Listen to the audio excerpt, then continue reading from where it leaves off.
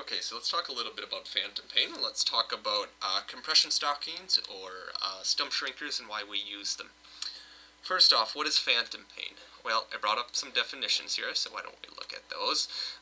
If you're interested, pause the video and take a look at some of the definitions here, and you'll kind of get an idea of what phantom pain is. But I will tell you that phantom pain is pain that's it's pain that is in a limb or is in an extremity that's no longer there. For example, if you have your finger amputated, you'll have pain in that finger. If you have your legs amputated, you'll have pain where your legs used to be. So it's pretty simple, you understand. But a couple things I want to clarify with phantom pain. Number one, it's real. A lot of people will tell you that phantom pain is strictly psychological pain, and that's entirely false. If you read any literature on phantom pain, it will tell you that that's not true. Think of what people go through when they have an amputation, and one thing that they're doing is if you take a nerve, and that nerve is running the course of an extremity, you need to cut that nerve. And when you cut a nerve, that is one obvious cause for phantom pain. That alone. Another reason that you can have phantom pain is because of swelling. Think of some nerves. We'll use this example again. This is our nerve, and think of tissue around this nerve, and that tissue becomes swollen, so it pushes on this nerve.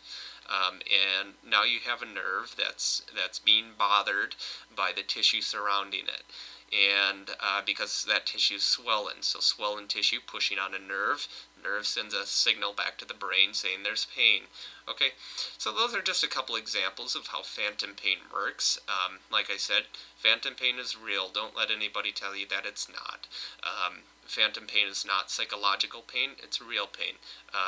And I've worked with a number of patients who have amputations or have had amputations, and I will tell you, I've done a lot of thinking myself as to what if I had an amputation, and I encourage you to ponder this idea. Think if you had your leg amputated, do you think you would still feel that it's there? I don't know how old you are, but I'm 24 years old, and if you took my leg away, I've lived with it for 24 years, so I think I would still feel it's there, yes. So I can understand that concept. A lot of people think that's kind of weird when you talk to someone who has an amputation. They think that they still have their legs, or they still have their feet, or they can still feel them at least. It does make sense, at least to me. And maybe it's just because, like I said, I have worked with a lot of people who have had amputations. I don't know, but okay, I'm kind of getting off subject, but the point I'm trying to make is phantom pain is real. Okay, if we look at an amputation, and let me try to draw this, but let's say we have a below the knee amputation. So we have a limb that looks something like this. This would be the knee. Of course, this is the amputated part, which obviously includes their foot. Okay, so this is the part where a stump shrinker would fit in. Some people call them compression stockings. Not really the best name for them, because compression stockings aren't. Compression stockings are really used for different things, but compression stockings are more like the Ted Hose stockings, but terminology is not a huge deal. Okay, so anyway, the point is you get swelling down here, and if you had a finger amputated, for example, would you get swelling where the finger was amputated? Well, not as much, and there's a couple reasons for that. Number one, if it's a finger, you won't get as much swelling because you're using that hand still. It's more mobile. I think that's a good word to use. It's more mobile. You're using that. You're using the muscles in your hands. You're contracting them. You're relaxing them. When you do that, what happens when you contract a muscle? Well, if you've taken anatomy and physiology, or if you can just think about this logically, you'll understand that anytime you have a blood vessel as such, and you have a muscle above that or below that, and you contract that muscle, it pushes on that blood vessel, which causes blood to flow. If blood flows, let me draw a vein here too. So blood flows one way, it's gonna flow the other way, and that will decrease swelling, right? Because what is swelling? Swelling is where blood starts to pool, and it seeps out of the intravascular fluid seeps out. It seeps out of the vessels, and that's what causes swelling. So if you can contract a muscle, it will cause some of that swelling to decrease. Okay. Now, if you have an amputation below the knee, or let's say you had the entire leg amputated, of course, these muscles, when would you be using those muscles? Well, you're not walking, you're not running, you're not playing soccer, you're not using those muscles, is what I'm getting at, because you're not using your legs.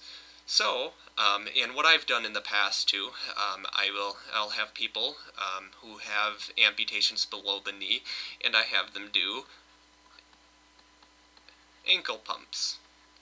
And it sounds silly, but I encourage you, if you work with anyone who has a below-the-knee amputation, ask them if they can feel their foot and their ankle yet, and I can promise you they'll say yes, and then have them try to flex flex and extend their foot. So we'll flex it this way, and then we'll extend it this way, and feel on their thigh muscle. And you'll feel their thigh muscle contract and relax as they try to do that, because they still have the sensation that it's there, and they still remember what muscles they would have to use to do that. It's very interesting. Like I said, I encourage you to try this and feel their thigh muscle, and you'll feel that contract and relax as they try to do this. And what that causes is the same idea as we talked about with the finger, and you're moving your hand. You're moving the muscle in your leg now, so it gets that fluid to move a little more, and that will decrease some of the swelling. Okay, now getting back to our stump shrinker compression stocking, that is the other reason that it's going to decrease swelling. But now, why do we want to decrease swelling? Why is the swelling bad? And I think I might have talked about this already, but you have a nerve, and then you have tissue around that's compressing that nerve, and that. Yeah, I think I did talk about this already. That is what sends a pain signal to the brain, and that is part of phantom pain. So if you can decrease swelling, okay, the point I'm trying to drive home here is decreased swelling will decrease, or however you want to look at it, or well, maybe I shouldn't put increase, but I'll say, or improve phantom pain. Okay, so there's a lot of non-pharmacological things you can do for phantom pain, and a lot of it just has to do with decreasing swelling. That is the number one thing I can tell you with phantom pain. The other thing I want to talk about is the what's the word I'm looking for here? The eschar tissue. The eschar tissue that you get from the incision. If you look at like a below the knee amputation, and we're looking at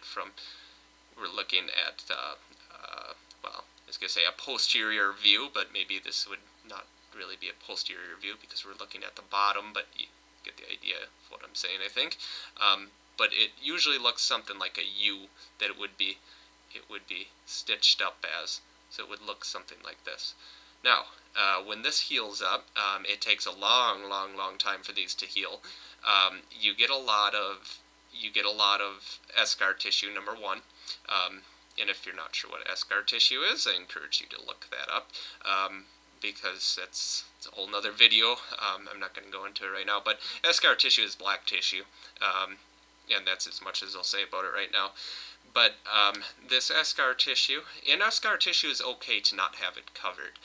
With most of our patients, we do not cover eschar tissue. I had a physical therapist tell me that eschar tissue needs to be covered. It needs to be kept moist, and the reason for that is because well, okay, let me clarify. People who have compression stockings or the stump shrinkers need to have that eschar tissue kept moist, and here's why. Because when you put this compression stocking on, it's tight. It's very tight. I mean, you're pushing on that skin. So when we put it on, it's going on this way, right? Because this is the bottom, and you're pushing this skin back, and the skin is all pushing up. And what happens is this this eschar tissue, you know, I hate to use this word, but it tears back. It tears back a little bit, and just a tad. I mean, it's not enough that it's going to cause any bleeding or anything, but it does tear the skin. And if you're applying that once or twice a day, you're tearing the skin a little bit once or twice a day. And what's going to happen is this eschar tissue, and I wish I could draw it black, but of course I can't here because the background's black. But that eschar tissue will keep increasing, and it's going to get thicker and thicker and thicker over time as you use that compression stocking. So this physical therapist told me that anyone who has a compression stocking or a stump shrinker should have that eschar tissue kept moist. But if you know anything about wounds, you know that keeping a wound moist you're asking for an infection. You're asking for bacteria to grow in it. In order to heal a wound, and in 99% of cases, yes, we keep them moist because that allows good tissue growth. But in a case like this, we don't necessarily want that. I've spoke with a number of wound nurses who completely disagree with that. That have said that is just asking for an infection, and absolutely not. Because the eschar tissue gets a little bigger each time. You know, so what? It's not hurting anything. So there's different ideas out there, and if you read up on this, you'll find a lot of what I'm telling you. There's different theories on it, what you should do with that eschar tissue. Okay, I think that covers about everything I want to talk about. The main thing I wanted to explain to you was that decreased swelling helps a lot with phantom pain. It'll help improve phantom pain. The other thing you see a lot is nerve killers. I know gabapentin is used for nerve pain. What else? Depakote's used. Of course, the opioid medications, oxycodone, OxyContin. Vicodin is all used for phantom pain. It is something that once you get on a medication regimen, it is long term. It's not something that we look at weaning you off of over time. We find medications that work well for you, and that's what we'll keep you on. So hopefully that gives you some insight into phantom pain and as to what's really going on, and how we can help improve that both pharmacologically and non-pharmacologically.